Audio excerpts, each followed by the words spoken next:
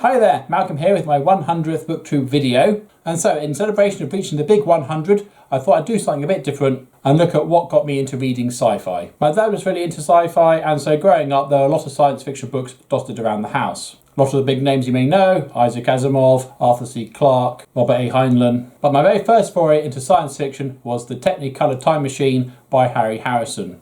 Now, not only was this front cover quite exciting to a young prepubescent boy, but it was also a story about time-travelling movie makers who go back in time to the Vikings to film the actual discovery of America by the actual Vikings. Very silly, full of carnage and chaos. I haven't read it since. It's overdue a reread massively. The particular copy we've got is falling apart, which is possibly why I've not read it again. But I was hooked. And so this video, we're going to be looking at Harry Harrison, a wonderful American science fiction writer who no one ever talks about. He's rarely in libraries.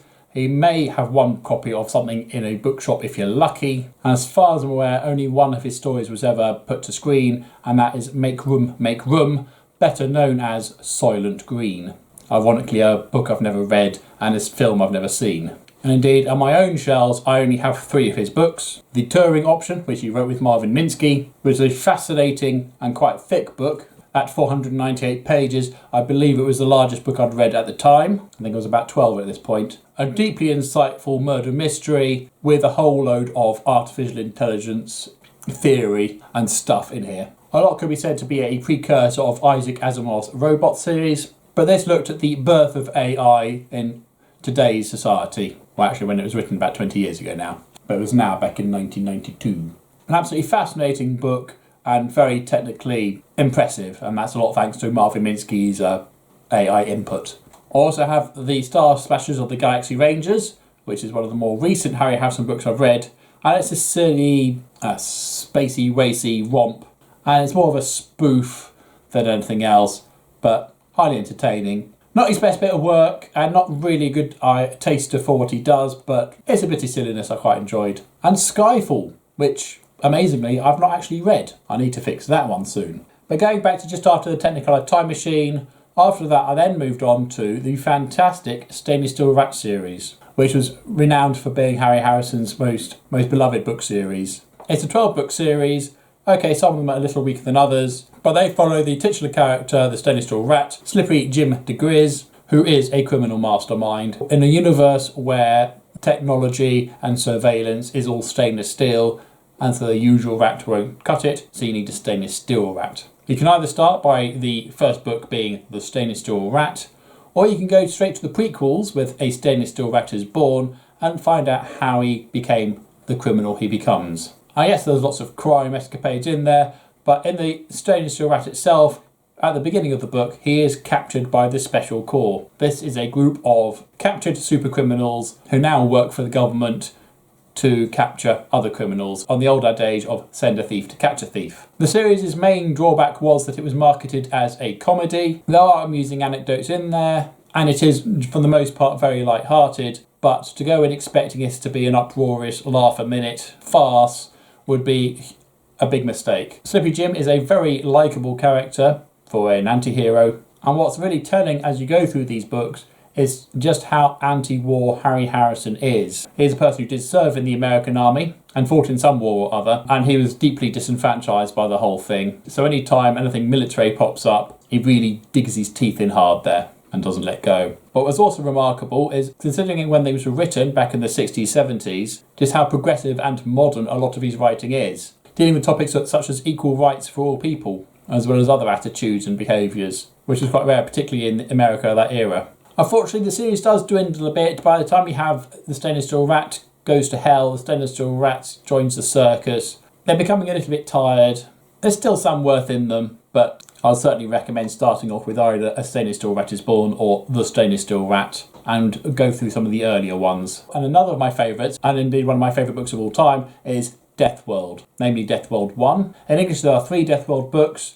I think in some other language it goes up to 7. I can't tell you much about 4 to 7. But Death World 1 is a fantastic book which sees Jason Denault get hired to go to a planet, the planet Pyrrhus, to help the population fight the wildlife. Everything from a blade of grass to a worm, a bat, a bird is there purely to kill the humanity that's trying to live on its surface. It's a really interesting idea and wonderfully told. I really enjoyed that. The two follow-ups, Death World 2 and Death World 3, surprisingly enough, were okay. I think they get progressively worse as you go through the trilogy. The first one, though, stands up beautifully on its own and is probably my most reread Harry Harrison book. Another series he's well known for is Bill the Galactic Hero. And again, this is a very anti-war series, or at least the first book is, where a rather dim grunt called Bill finds himself fighting, and he goes from one farcical chaos to the next. It's very silly, very tongue-in-cheek, and very anti-military. There is quite a lot of enjoyment in it, and the first book certainly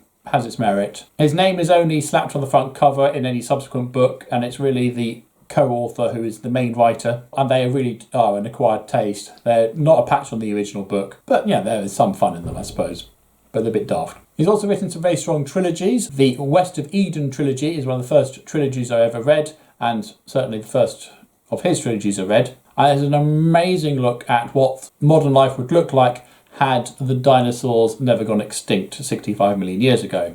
When in fact the dominant species of the planet are the Yeleni, I never know if I pronounced that right or not, who have evolved from the dinosaurs. They are master genetic manipulators, and they have their own domestic dinosaurs to look after, but they are concerned about the encroach of some bipedal mammalians who have encroached upon their space. Yes, humans. Humans are little more than cavemen, but are suddenly thrust in the world of technology and civilization, but run by the reptiles. Again, I mostly read it because, dinosaurs, of course I'm going to read it, but it was a fascinating look at an alternative Earth and just where humankind would be had we not become the dominant species, and just how much of a threat we would be to the dominant species. And that's well worth a reread, so I'll try and do that soon. And the other trilogy is the To the Stars trilogy, which is Homeworld, Wheel World and Star World. And it follows a man on planet Earth in a very 1984 style government as he rebels against the system.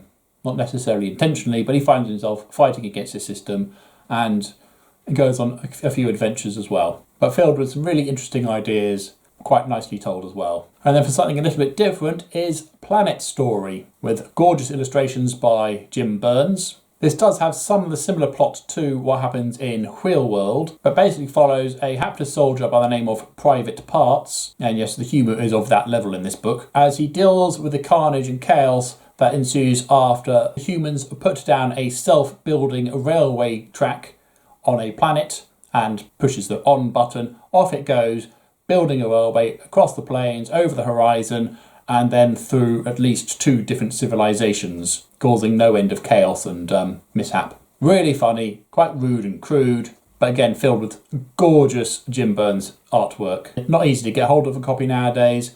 My dad's still got his. It's a fun story, but yeah, it's worth getting just for the pictures alone. And of course the other thing that Harry Harrison did well was the short stories. There are numerous collections. I would highly recommend the Galactic Dreams and Stainless Steel Visions, which collect some of his best stuff, and by being 2 similar publications, there's no duplicates of any stories from other short story collections. They also feature a short story for Jason Denault from the Death World series, and a Stainless Steel Rat story as well, the Golden Age of the Stainless Steel Rat, as well as a whole host of other stories covering a huge range of ideas. Most of them are fantastic, really thought-provoking. The Streets of Ashkelon are particularly noteworthy, which is when a missionary travels to a planet of innocent beings and tries preaching the gospel to them. It doesn't go well. To a toy shop pioneering an anti-gravity device. Some of them are fun, some of them are quirky, some of them are really, really thought-provoking and quite predictive of the future, but not necessarily a good future. A couple of years ago we had the Philip K. Dick's Electric Dreams, which is a brilliant TV series based on some of Philip K. Dick's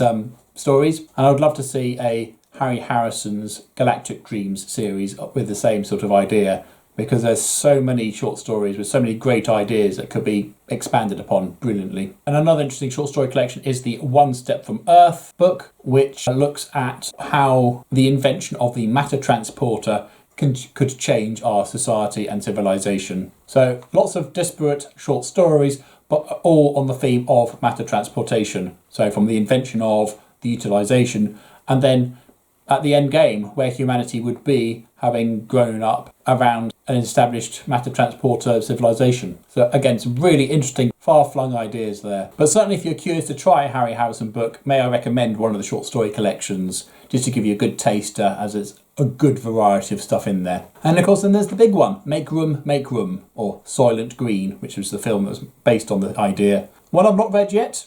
I've read a couple of short stories based in that universe, but a pretty grim look on society when it's suffering from overpopulation and reduced resources and living space. Not exactly a happy book. I mean, one I think I ought to try and read at some point, but I don't imagine it's one that one reads for enjoyment. So there we go, the many worlds of Harry Harrison. This might be the start of a series of such videos. It depends on how successful this one is. So if you'd like to see more videos like this, then do let me know. If there's a particular author you'd like me to cover, and obviously I've read something from them, then I can have a look at that. Or have you read Harry Harrison? Have you even heard of Harry Harrison? You know, if you have you got a particular book that you prefer? Or is there one you didn't like? So either way, I'd love to know in the comment section down below. But as always, if you have nothing nice to say, then please do keep it to yourself. Thank you. And until next time, see you later.